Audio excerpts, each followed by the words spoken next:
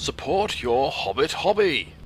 Welcome Strategy Battle Gamers to another GBHL YouTube video. This has been part of our series reviewing The Desolation of Smaug.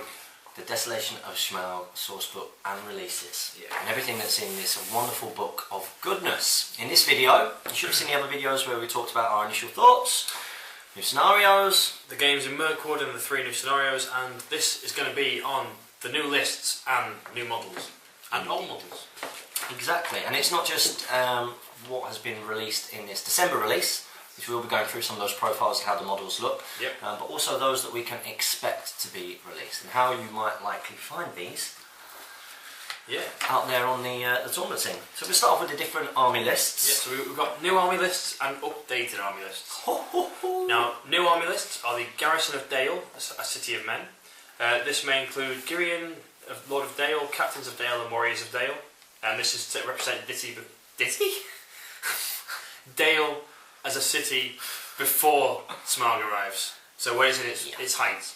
Yeah. We've already had Captains of Dale and Warriors of Dale as part of the previous release, and the rules came with the actual box. In the box itself, yeah. But you will find the rules for them in here. So it's nice that they've got their own sort of thematic list. Yes. Now, and they've actually got a named hero as well, who's got a pretty decent special rule. Yeah, which we'll go through later on. We've also got Vandals Hall. Ooh, Vandals Hall. Now this may include Thranduil, King of Mirkwood, Legolas Greenleaf, Toriel, Mirkwood Ranger Captains, Palace Guard Captains, Mirkwood Rangers and Palace Guard.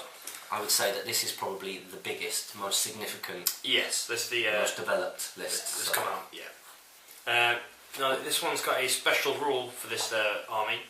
Mirkwood Rangers in warbands led by Thranduil, Legolas, Toriel or Mirkwood Ranger Captain do not count towards your force's bow limit. That's right, 100% elven bows. Yeah. 3+. We'll talk about that in a little while. And I think that we might see quite a few of those armies. Another list, and this is another new list, and I'm really looking forward to seeing these guys in the movies as well. Yeah. It's the Army of Laketown. Indeed, and they've got some great models that have been released. Yeah. They've got the Master of Laketown, which is our nation's own Stephen Fry. Stephen Fry, is an institution. Yes, yeah. It's a national treasure. We've got Bard the Bowman, who has got an incredible set of special rules, and the model is just... it's a great model. We've got Alfred the Counselor, who has already popped up on a lot of forums and the Facebook group about... which we'll talk about when we actually get to the combos he can be part of. Laketown Guard Captains and Laketown Guard. Now they're not the best troops in the game, but they have got some incredible heroes. Yeah, and these are the citizens of Laketown, centuries on basically from the Warriors of Dale. Yeah. So it's kind of like the remnants of that civilization post the Desolation of Smaug. Yeah. And the next army list... it's a very odd one. It's the Dark Denizens of Mirkwood.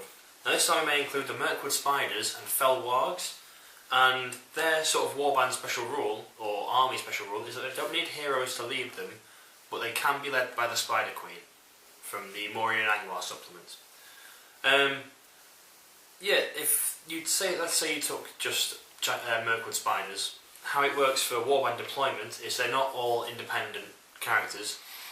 They would all deploy as one warband. So let's say you brought, I don't know, 70 Mirkwood Spiders, they would all deploy at the same time. At the same time. In the same place. If you could fit them all in. You can afford them. And you can afford 70. But it's quite nice. Yeah, we had a little discussion.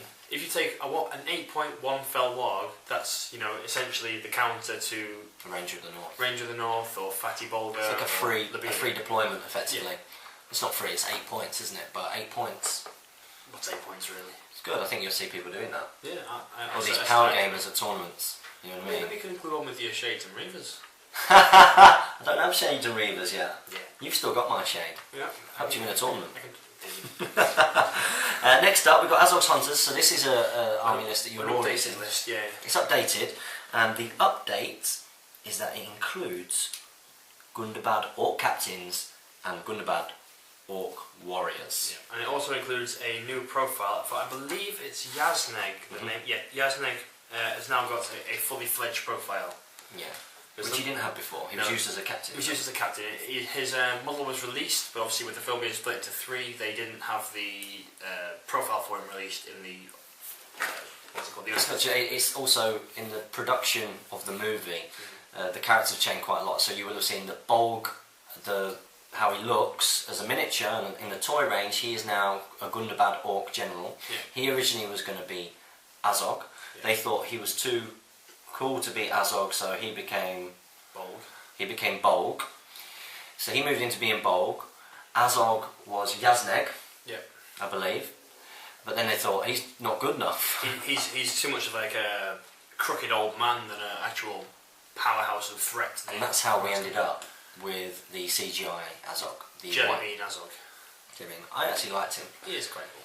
I actually liked it. I know a lot of people didn't like the CGI, but I think what makes a big difference when you watch the movie, if you watch it in the really sort of fast frame rate, the higher frame rate, yeah, then it really makes the CGI stand out. Yeah. But that's not what we're talking about today. That's an updated one, and another updated one, which I'm really excited about. Radagast Alliance.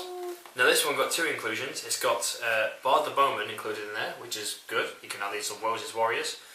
Oh no, that's a different army.